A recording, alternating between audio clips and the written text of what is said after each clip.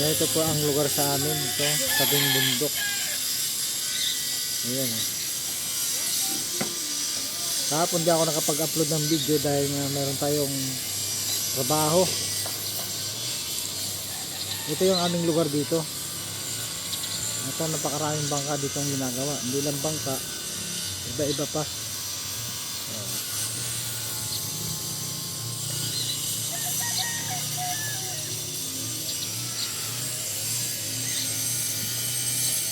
May sana ng view rito, kaya lang